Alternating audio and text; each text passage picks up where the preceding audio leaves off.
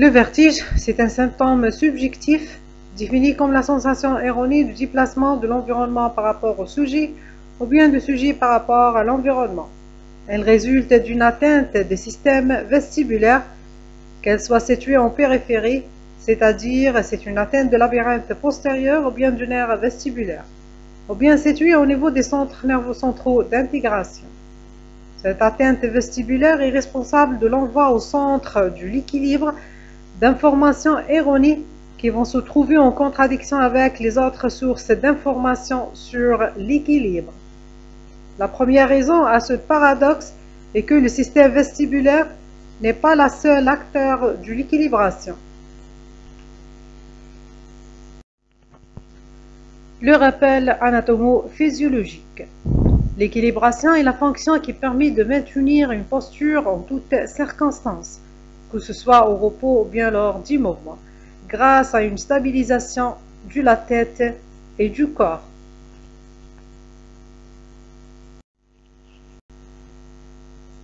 La fonction d'équilibration, c'est une fonction plurimodale, s'exerçant grâce à la coexistence de trois systèmes. On va commencer par le système sensoriel, qui fournit des informations sur l'environnement et la situation du sujet par rapport à celui-ci. Ces informations sont fournies par différentes captures spécialisées. Premièrement, les captures visuelles, c'est surtout la vision périphérique qui joue un rôle prédominant dans l'équilibration par rapport à la vision centrale. Deuxièmement, les captures somesthésiques de la sensibilité profonde, situées dans les muscles, les tendons et les articulations, et renseignant sur la disposition des segments du corps. Troisièmement, les captures extéroceptives qui sont situées au niveau des plantes des pieds. Et quatrièmement, c'est les captures vestibulaires situées à la partie postérieure de l'oreille interne, c'est-à-dire au niveau de vestibule postérieur.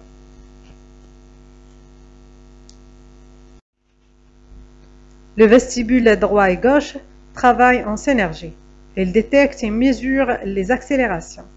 Chacun comprend un effet de type d'accéléromètre. Premièrement, les canaux semi-circulaires, au nombre de 3, est orienté perpendiculairement chacun dans un plan de l'espace. Ce sont des accéléromètres angulaires affectés au mouvement rotatoire de la tête. Deuxièmement, les organes otolytiques comprenant le sacule et l'utricule, qui sont des accéléromètres linéaires, affectés au mouvement de translation verticale pour le sacule et horizontale pour l'utricule.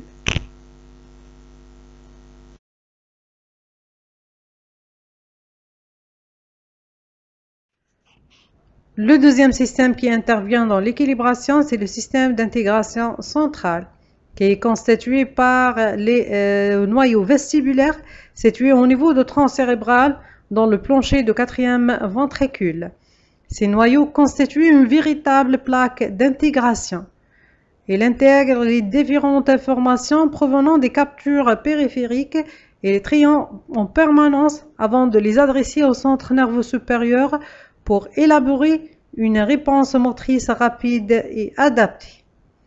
Les neurones des noyaux vestibulaires sont connectés premièrement avec les structures nerveuses centrales supérieures, deuxièmement avec le système neurovégétatif et troisièmement avec le système effecteur.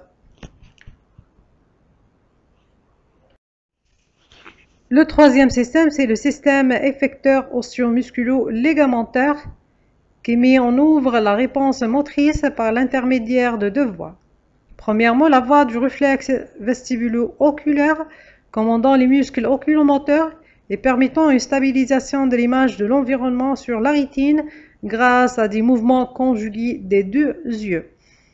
Deuxième voie, c'est la voie du réflexe vestibulo-spinal, commandant les muscles de la posture et permettant le redressement, le soutien des membres et l'ajustement dynamique. Quand les informations provenant des différentes captures périphériques sont homogènes et concordantes, les ordres donnés par les centres d'intégration au système effecteur le sont aussi, et la réponse motrice est adaptée à la situation. Donc le sujet est en situation d'équilibration. Quand les informations deviennent discordantes, comme par exemple en cas d'une pathologie de l'un des vestibules, les centres nerveux d'intégration sont en face à une situation incohérente de gestion impossible. Les désordres induits au niveau des connexions entre les noyaux vestibulaires et les structures nerveuses centrales supérieures est responsable de la sensation erronée de déplacement, c'est-à-dire la sensation vertigineuse. C'est le syndrome perceptif. Les désordres induits au niveau des connexions entre les noyaux vestibulaires et le système neurovégétatif expliquent les nausées, les vomissements et les autres manifestations neurovégétatives. C'est le syndrome neurovégétatif.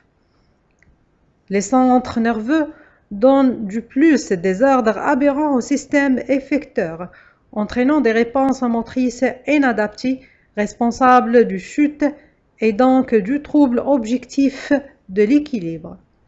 Les ordres aberrants donnés aux muscles oculomoteurs par la voie du réflexe vestibulo-oculaire expliquent le nystagmus, c'est le syndrome oculomoteur.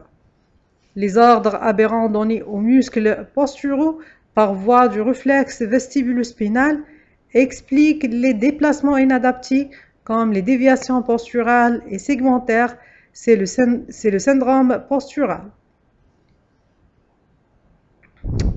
Ces 4 syndromes sont associés à des degrés divers, les voies de connexion étant plus ou moins affectées, ce qui explique l'immense polymorphisme du syndrome vestibulaire.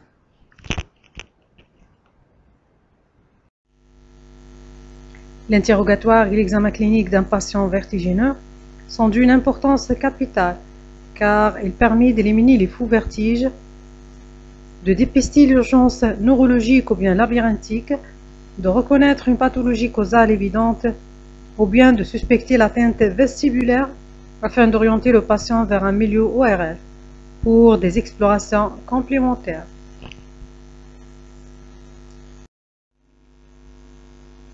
L'interrogatoire doit s'intéresser à la crise vertigineuse, aux signes accompagnateurs, mais également au vertigineux lui-même.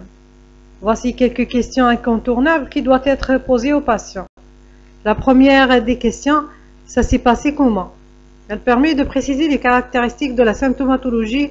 On va laisser le patient de faire la description des troubles dont il se plaint.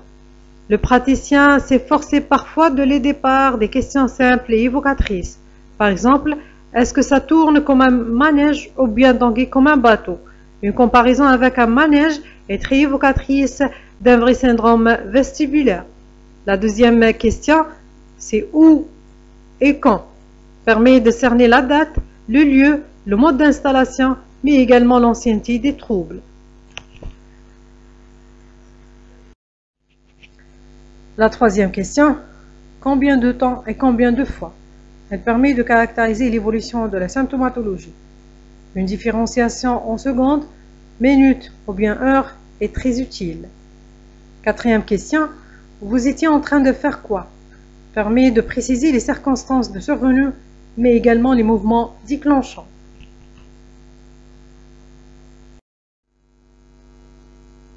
Les signes d'accompagnement sont recherchés systématiquement car ils ont de grandes valeurs d'orientation étiologique. On va rechercher des signes auditifs et otologiques. Auditifs type hypoacousie et acouphène, otologiques type otalgie et otorée. Deuxièmement, c'est les signes neurovégétatifs qui sont très évocateurs d'une origine vestibulaire. Troisièmement, les signes neurologiques. La présence des signes neurologiques, on va suspecter une urgence neurologique jusqu'à preuve du contraire. Parmi également les signes à rechercher sont les signes ophtalmologiques.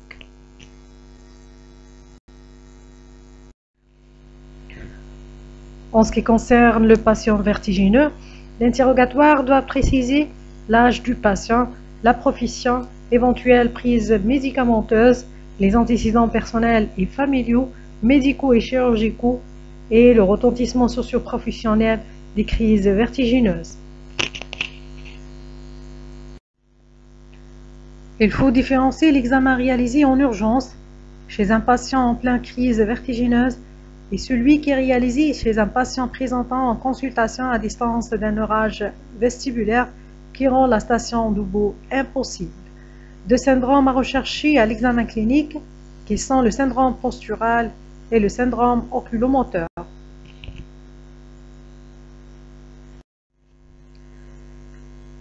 Le syndrome postural est évalué par la recherche des déviations posturales, segmentaires et axiales. 4 épreuves qui permettent d'explorer la voie vestibulo-spinale. Premièrement, l'épreuve des index. Le patient est en position assise, sans appui dorsal, les bras tendus et les yeux fermés. Les index du patient vont dévier vers le labyrinthe atteint. Deuxième épreuve, c'est l'épreuve de Romberg qui permet d'explorer l'équilibre statique du patient. On demande au patient de se mettre debout, les talons joints, les yeux fermés. S'il y a une atteinte vestibulaire, le patient va dévier vers le côté atteint.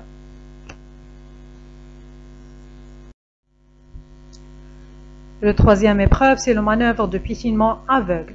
Consiste à demander au patient de tendre les deux bras en avant et piétiner sur place les yeux fermés.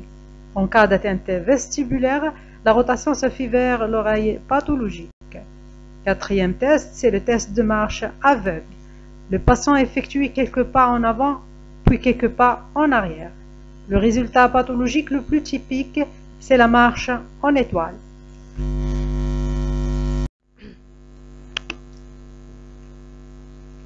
Le deuxième syndrome à rechercher à l'examen clinique, c'est le syndrome oculomoteur, qui se manifeste par le nystagmus.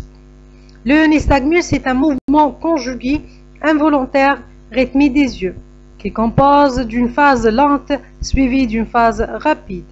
Il est défini par, premièrement, sa direction qui peut être horizontale, verticale, rotatoire ou bien mixte, par son sens et celui de la phase rapide, et par son intensité, c'est le nombre de secousses pendant 30 secondes.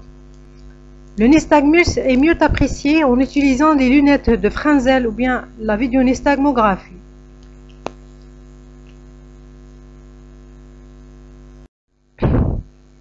Il existe deux types de nystagmus, le nystagmus spontané et le nystagmus provoqué. Le nystagmus spontané peut être d'origine périphérique ou bien centrale. Pour le nystagmus spontané d'origine périphérique, elle est nettement diminuée ou bien abolie par la fixation oculaire et il est horizonto-rotatoire. Pour le nystagmus d'origine centrale, c'est un nystagmus vertical. Elle est augmentée ou bien très peu modifiée par la fixation oculaire. Deuxièmement, le nystagmus provoqué. Parmi les tests qui peuvent provoquer un nystagmus, c'est la manœuvre de Dixie-Alpine. Le patient est en position assise, rapidement basculé en décubitus latéral, les yeux ouverts.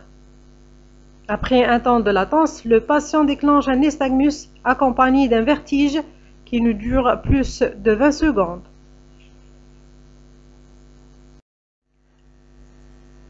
Après l'examen vestibulaire, on va faire un examen otologique à la recherche des signes cliniques qui permet parfois une orientation diagnostique. On va faire également un examen neurologique. On va évaluer l'état de la conscience. Tout trouble de la conscience élimine une origine vestibulaire périphérique et nécessite l'orientation du patient au milieu neurologique. Les 12 paires crâniennes doivent être étudiées successivement, les plus proches du nerf acoustique, étant la 7e, la 5e, les 9e, 10e et 11e paires crâniennes. Le vestibule n'est responsable à lui seul d'aucun signe neurologique.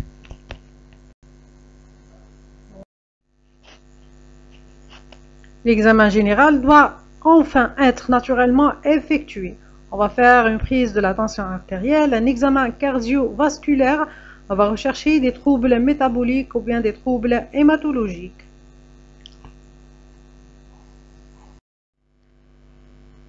Les examens complémentaires demandés systématiquement devant un vertige. Premièrement, les examens audiométriques, l'audiométrie tonale, l'MNR et le PEA ou bien le potentiel évoqué auditif qui permet une orientation étiologique.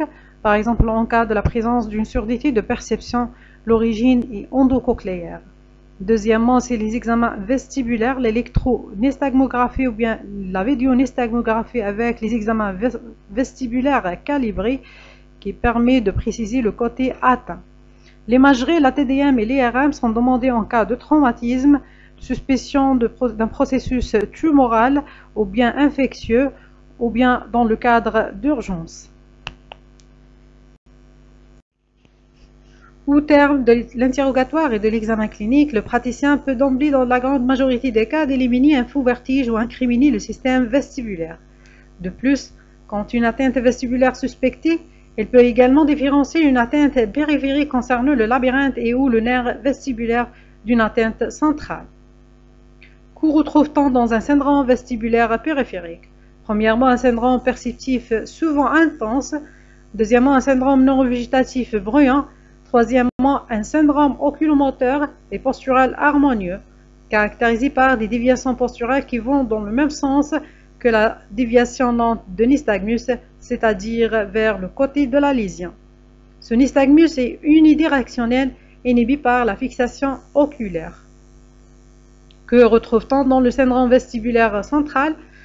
Premièrement, un syndrome perceptif souvent intense, mais attention à l'exception que constitue l'accident vasculaire de tronc cérébral.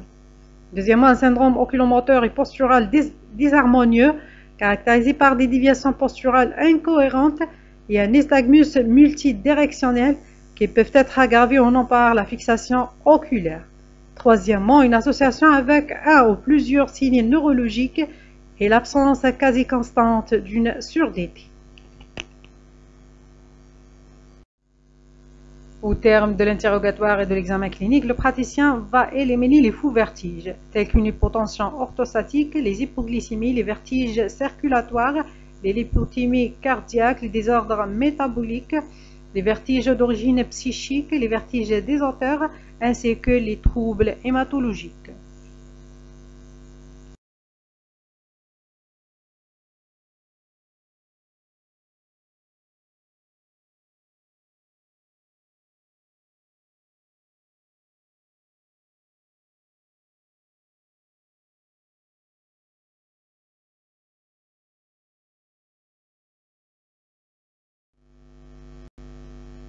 Premièrement, les causes endolabyrinthiques. La première pathologie endolabyrinthique, c'est la maladie de Menière. C'est une affection de l'oreille interne d'étiologie inconnue. Elle est fréquente, elle se signifie par un hydrops de liquide endolabyrinthique à l'origine d'un triade clinique caractéristique, qui est associé premièrement des acouphènes unilatérales, deuxièmement une surdité de perception unilatérale prédominante sur les fréquences graves. Troisièmement, un gros vertige rotatoire périphérique avec des signes neurovégétatifs, nausées et vomissements.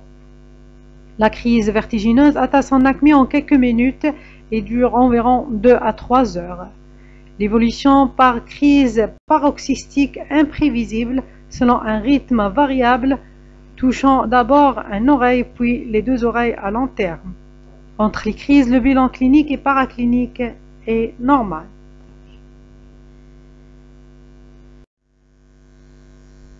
La deuxième pathologie d'origine endolabyrinthique, c'est le vertige paroxystique positionnel bénin. La cause essentielle de cette pathologie, c'est la présence des cupulolithiases au niveau du canal semi-circulaire postérieur. C'est la cause la plus fréquente de consultation pour vertige, se traduit par des vertiges brefs durant quelques secondes, déclenchés par les mouvements brusques de la tête et lorsque le patient se tourne dans son lit. Les crises se répètent plusieurs fois dans la journée durant plusieurs jours et diminuent d'intensité au fil des jours. Le diagnostic est confirmé par la manœuvre de Dixie-Alpay qui provoque un vertige intense après une courte durée de latence associée à un nystagmus battant dans le sens du mouvement. Et l'évolution est spontanément résolutive en quelques semaines. Parmi les autres causes endolabyrinthiques responsables d'un vertige, on a également les causes traumatiques. Après une fracture de rocher avec un trait de fracture passant par le labyrinthe. ou bien les traumatismes post-opératoires après une stapédectomie ou bien après une tympanoplastie. Deuxièmement, les labyrinthites d'origine otitique. L'oreille interne peut être atteinte par des bactéries ou bien des virus. La survenance d'un grand vertige rotatoire associé avec des otalgies et des surdités unilatérales au cours d'une otite aiguë témoignant de la virulence de germes qui pénètrent dans l'oreille interne par l'intermédiaire de la fenêtre ronde ou bien ovale. Elle survient le plus souvent au cours de l'évolution d'une otite chronique. Troisièmement, on a également les causes toxiques, surtout les aminosides, les diurétiques et le CO. Les causes rétro-labyrinthiques. La première pathologie rétro-labyrinthique est responsable d'un vertige, c'est le névrite vestibulaire. Le diagnostic est posé devant un gros vertige rotatoire d'installation brutale avec des signes neurovégétatifs. La crise atteint son acmé en 30 minutes à 1 heure, avec absence des signes cochléaires et des signes neurologiques. L'examen permet de mettre en évidence un nystagmus spontané périphérique battant de côté sain. Le traitement est basé sur la corticothérapie pour diminuer les phénomènes inflammatoires et sur les antiviraux. La deuxième pathologie rétrolabyrinthique, c'est le neurinome de l'acoustique. C'est une tumeur bénigne développée aux dépens de 9e paire crânienne. Elle est de croissance progressive. Elles doivent être du principe éliminées devant tout vertige, surtout lorsqu'il s'agit d'un vertige fruste associé avec une hypoacousie unilatérale d'une perception de type rétrocochléaire. Le diagnostic est confirmé par la TDM et devant toute surdité de perception unilatérale d'évolution progressive avec la présence des acouphènes unilatéraux, on doit faire rechercher un neurinome de l'acoustique. Parmi les causes centrales rétrolabyrinthiques d'un vertige, on a les traumatismes crâniens, la sclérose en plaques, les causes toxiques, les tumeurs, la migraine basilaire et l'épilepsie, et les causes vasculaires comme le syndrome de Wöhlbrand et l'insuffisance vertébro-basilaire.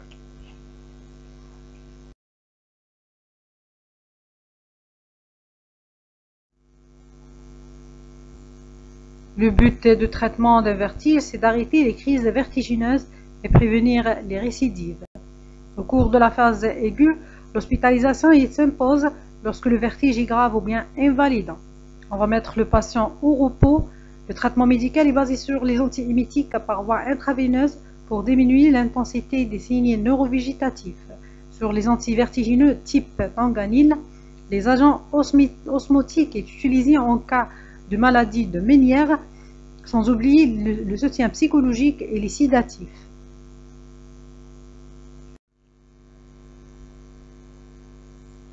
Autre volet de traitement de vertige, c'est le traitement du fond, qui est basé sur les règles hygiéno-diététiques et le traitement de la pathologie causale.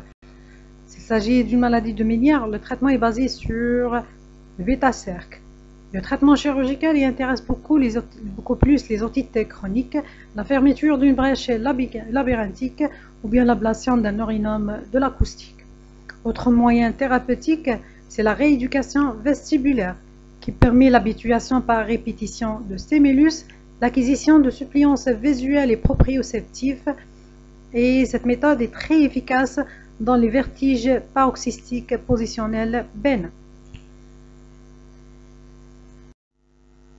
Le vertige, c'est un motif fréquent de consultation en urgence. Devant un vertige, le praticien doit, premièrement, profiter de cette situation privilégiée pour recueillir des informations cliniques essentielles qui peuvent disparaître par la suite. Deuxièmement, identifier les quelques étiologies mettant en jeu le pronostic vital. Troisièmement, établir dans les autres cas un diagnostic de cause et mettre en œuvre les thérapeutiques appropriées. Et quatrièmement, de programmer une consultation ORL au cours de laquelle il demande des examens complémentaires permettant d'approcher le diagnostic.